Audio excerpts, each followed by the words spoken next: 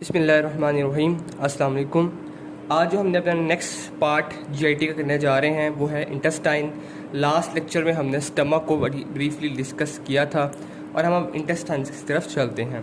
अब intestine GIT का वो पार्ट है जो स्टमक से आगे कंटिन्यू होता है। द कंटिन्यूएशन ऑफ स्टमक जो है हमारे पास आगे जो स्टमक से जो सारा फूड मटेरियल्स और सारी जो चीज़ें आती हैं डाइजेशन के लिए हमारे पास वो थ्रू इंटेस्टाइन्स आगे हमारे पास जीआईटी में मूव करती हैं। तो सबसे पहले हम ये देखते हैं कि इंटेस्टाइन्स जो हैं वो क्या है। कहता है एक्सटेंड करती हैं स्टमक से लेके एनस तक। क्या मतलब, इसमें आता है हमारे पास stomach, small intestine, large intestine. ठीक है, अब स्मॉल इंटेस्टाइन में हमारे पास क्या कहता है, ड्यूडेनम, जिजिनम, इलियम। और हमारे पास जो लार्ज इंटेस्टाइन है एज वी नो, सबसे पहले हमारे पास क्या आता है, सीकम, असेंडिंग। ठीक है, सीकम, उसके बाद ascending colon, transverse colon, descending colon, sigmoid colon, rectum. ठीक है, रेक्टम।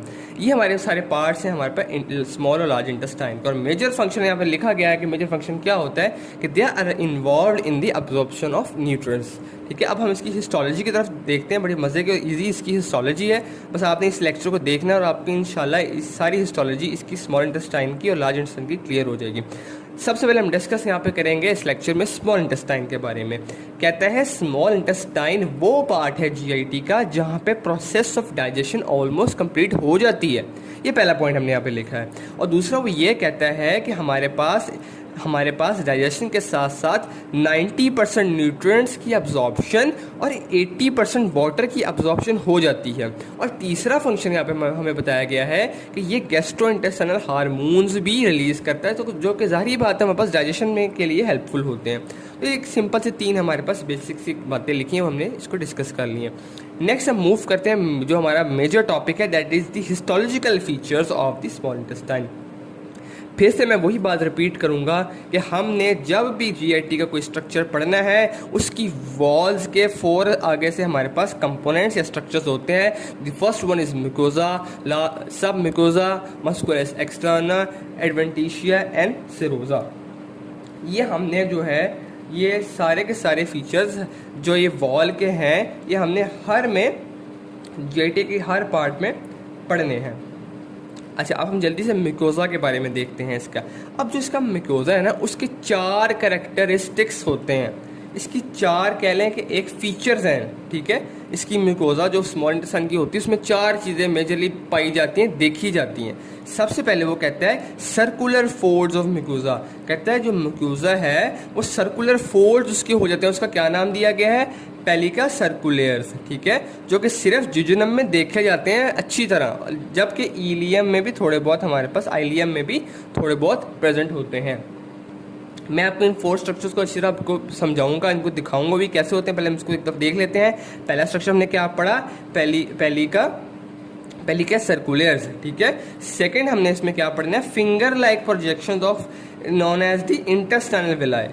ठीक है, finger like projections called the intestinal villi होती हैं और these are the evagination of the intestinal mucosa. देखिए ये जो मैंने ड्रॉ चीज़ की है दैट इज इवेजिनेशन, और अगर मैं इसी चीज़ को ऐसे ड्रॉ कर देता हूँ तो ये अंदर को जा रही है, that is known as invagination. तो इनवेजिनेशन नहीं है, that is evagination of the intestinal mucosa, intestinal mucosal membrane. ठीक है, ये फिंगर लाइक हमारे पास प्रोजेक्शंस होती हैं। नेक्स्ट उसने क्या बात लिखी, कहता है इन्हीं इंटेस्टाइन पे स्मॉल हमारे पास फर्दर प्रोजेक्शंस होती हैं जो इसके ऊपर होती हैं, इसे कहते हैं हम माइक्रोविलाय। ठीक है, जो इसकी एपिकल सरफेस पे होती है, उसका काम क्या, फर्दर इंक्रीज करता है सरफेस एरिया को ताकि हमारे पास मोर एंड मोर अब्जॉर्प्शन हो जाए। मैं आपको एपिकल और बेसल सरफेस एक सेल का होता है, मैं आपको वो भी इसमें समझाऊंगा। पहले हम जल्दी से फीचर्स देख लेते हैं। अच्छा, लास्ट फीचर क्या है, deep invagination of mucosa between 2 bases of villi. कि अगर ये 2 विलाएँ हैं ना हमारे पास ऐसे, ठीक है, एक ये विलाय है इवेजिनेशन, तो इसके दरमियान हमारे पास एक हमारे पास deep invagination of the mucosa है, उसका नाम क्या है, क्रिप्स ऑफ लाइब्रिकन, या इसको हम इंटेस्टाइनल ग्लैंड्स भी कहते हैं। ये जो 4 स्ट्रक्चर्स हैं ना हमारे पास, ये बेसिकली एक म्यूकोजा जो स्मॉल इंटेस्टाइन के हैं उसके एक मतलब मोटे मोटे फीचर जो नज़र आते हैं। मैं आपको एक तस्वीर दिखाता हूँ जो मैंने खुद ड्रॉ की है, इसमें आपको और अच्छी तरह क्लियर हो जाएगा। ज़रा इसको देखिएगा। बड़ा अच्छा अंडरस्टैंडिंग है इसमें। देखिए ये ना मेरे एक स्मॉल अंडरस्टैंडिंग का पार्ट एक मैंने ड्रॉ किया है। ये जो इसमें आपको ये रिजेस नज़र आ रहे हैं दैट आर, इसको ये हमारे पास सर्कुलर फोल्ड्स हैं और हमें पता है सर्कुलर फोल्ड्स को, ये देखिए ये सर्कुलर फोल्ड मैंने आगे इसको ऐसे इसको लेट्स सपोज डायसेक्ट करके देखा गया तो ये देखें ये हमारे पास सर्कुलर फोल्ड्स हैं। सर्कुलर फोल्ड्स हैं म्यूकोजा के, इसको हम क्या कहते हैं, पेलिका सर्कुलर। अच्छा, और इन्हीं सर्कुलर फोल्ड्स के ऊपर हमारे पास क्या चीज़ प्रेजेंट होती है, विलाय। और इन्हीं विलाय के ऊपर देखिए मैंने विलाय, इसको विलाय को मोटा करके दोबारा दिखाया, इन्हीं विलाय के ऊपर माइक्रोविलाय प्रेजेंट होते हैं। सिंपल, मैं दोबारा रिपीट कर देता हूँ। स्मॉल इंटेस्टाइन के अंदर ये देखें ये हमारे पास एक सर्कुलर फोल्ड्स हैं, ये मैंने यहाँ पे दिखाए गए हैं सर्कुलर फोल्ड्स। ये अंदर वाली चीज़ जो है दैट इज सर्कुलर फोल्ड, एक फोल्ड हुआ है सर्कुलर का, सर्कुलर फोल्ड्स हैं सॉरी, इसको हम क्या कहते हैं, पेलिका सर्कुलेयर्स। ठीक है, और उसके बाद हमारे पास इसके ऊपर जो है विलाय प्रेजेंट होते हैं और विलाय के ऊपर फिर हमारे पास एक माइन्यूट सी प्रोजेक्शंस होती हैं, उसे हम कहते हैं माइक्रोविलाय। ठीक है, और एक मैं वाली बात भी हम क्लियर करता हूँ, एक ये हमारे पास विलाय है, एक ये विलाय है, और इसके दरमियान जो चीज़ होगी, इसके दरमियान जो इनवेजिनेशन होगी between the two basis of villi that is known as intestinal glands और क्रिप्ट्स ऑफ लाइबर्कन। ठीक है, ये हमने जो है ये मोटे मोटे फीचर्स इसकी म्यूकोजा के पढ़ लिए हैं। देखें अब ये लिखा इंटरस्टाइनल क्रिप्ट्स भी कहते हैं उसको, इंटरस्टाइनल ग्लैंड्स भी होते हैं। अब ये ग्लैंड्स हैं तो इन ग्लैंड्स के कहाँ होंगे, ये किस टाइप के होंगे, तो सिंपल सी बात है, सिंपल ट्यूबुलर ग्लैंड्स हैं, लैमिना प्रोप्रिया में होंगे। हमें पता है कि जो म्यूकोजा के 3 पार्ट्स होते हैं हमारे पास, epithelium, lamina propria and muscularis interna. जो लैमिना प्रोप्रिया उसमें ही ग्लैंड्स पाए जाते हैं।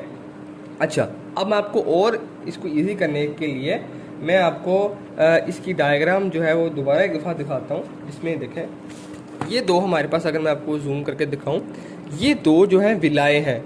इन दोनों विलाय के दरमियान ये क्या चीज़ होगी, आप मुझे खुद बताना, that are the intestinal gland और क्रिप्ट्स ऑफ लाइबर्कन। ठीक है, उसके बाद हमारे पास ये क्रिप्ट्स ऑफ लाइबर्कन दिखाए गए हैं। ठीक है, ये दो विलाय के दरमियान ये देखें ये क्रिप्ट्स ऑफ लाइबर्कन हमारे पास दिखाए गए हैं।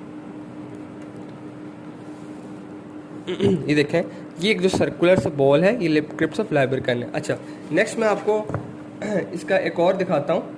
इस पिक्चर में भी दिखाया गया है क्रिप्ट्स ऑफ लाइबर्कन के बारे में। ये देखें ये क्रिप्ट्स ऑफ लाइबर्कन, ये 2 बेसिस ऑफ विलाय है, ये क्रिप्ट्स ऑफ लाइबर्कन है। अच्छा, अब आपको पेलिका सर्कुलेयर्स दिखाता हूँ जो कि हमारे पास इस पिक्चर में शो किए गए। ये देखें ये हमारे पास पेलिका म्यूकोजा है, ये विलाय है, ये सर्कुलर फोल्ड जो है हमारे पास, ये सर्कुलर फोल्ड जो हमारे पास प्रेजेंट है that is known as the plica circular. इसके ऊपर हमारे पास क्या चीज़ होगी, ये हमारे पास इंटेस्टाइनल, ठीक है, ये हमारे पास इंटेस्टाइनल विलाय है, उसके ऊपर हमारे पास माइक्रो विलाय है। ठीक है, और इन दोनों 2 बेसिस की विलाय के दरमियान हमारे पास क्या होगा, इंटेस्टाइनल ग्लैंड्स या क्रिप्ट्स ऑफ लाइबर्कन। ठीक है, ओके, अब हम नेक्स्ट देखते हैं एपिथीलियम के बारे में। अब सिंपल सी बात है, एपिथेलियम इसकी किस तरह की होगी, हमारे पास सिंपल कोलमनर एपिथेलियम है। अब ये सिंपल कोलमनर एपिथेलियम जाहिर बात है इंटेस्टाइनल क्रिप्ट्स और इंटेस्टाइनल विलाय को लाइन करेगी, सारी बात है। ये देखें ये इस पिक्चर में आप देखें ये जो इंटेस्टाइनल विलाय है इसको लाइन किया हुआ है एपिथेलियम ने इंटेस्टाइनल विलाय को। ठीक है, और इसका जो इंटेस्टाइनल विलाय के बेसिस के दरमियान ये हमने इस पिक्चर में देखा, ये जो क्रिप्ट्स ऑफ लाइबर्कन है इसको भी इसने लाइन किया हुआ है इसकी एपिथेलियम ने। तो सिंपल सी में इसके बाद हमारे पास बात है इसकी, तो एपिथेलियम क्लियर हो गई। अच्छा, अब एपिथेलियम क्या होता है, एपिथेलियम जो है सेल से बनी होती है। तो उसने बताया है कि जो इसकी एपिथेलियम है हमारे पास वो 6 टाइप ऑफ सेल से बनी हुई है।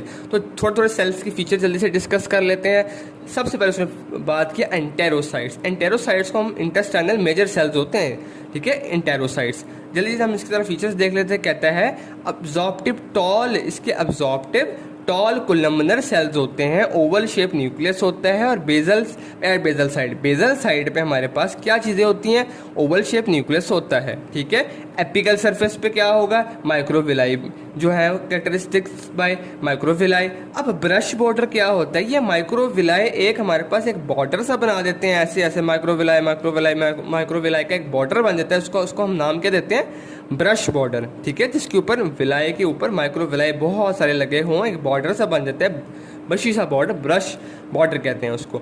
और microvilli core consist of actin filament while tip of the microvilli has thick glycocalyx coat. ये बातें नॉर्मल सी हैं कि माइक्रोविलाई की जो टिप होती है, लेट्स ये माइक्रोविलाई है, इसकी टिप पे जो हमारे पास एक ग्लाइकोकैलिक्स कोट होगा। कोर के अंदर यहाँ पे हमारे पास एक्टिन के फिलामेंट्स होंगे जो कि जारी बात इसकी कॉन्ट्रैक्शन वगैरह में काम हमारे पास सारा देंगे। अच्छा, मैंने आपको कहा था कि मैं आपको इसकी एपिकल और किसी भी सेल की एपिकल और मैं बेजल साइड दिखाता हूँ। देखिए जो ये बी लिखा है ना, ये बेजल साइड है। बेजल साइड वो साइड होती है जो बेसमेंट मेम्ब्रेन के पास होती है, और एपिकल साइड वो वाली साइड होती है जो ल्यूमन की तरफ होती है। ठीक है, ये एक सेल है, लेट्स सपोज एंटेरोसाइट की बात कर लेते हैं। तो ये ल्यूमिन है, इसका ल्यूमिन ये वाला है। ल्यूमिन वाली साइड को कहते हैं एपिकल सरफेस, एपिकल साइड, और ये बेजल साइड जो बेसमेंट मेम्ब्रेन के साथ अटैच होती है। ठीक है, अब आपको क्लियर हो गया। ओके, नेक्स्ट हम देखते हैं एपिकल सरफेस पे क्या। बेजल साइड पे तो हमारे पास हमने क्या ले ली, ओवल शेप न्यूक्लियस होता है। एपिकल सरफेस पे ब्रश बॉर्डर होता है। ठीक है, माइक्रो, बल्कि ये ऐसे ब्रश बॉर्डर बने होते हैं माइक्रोविलाई के। ठीक है, और हमारे पास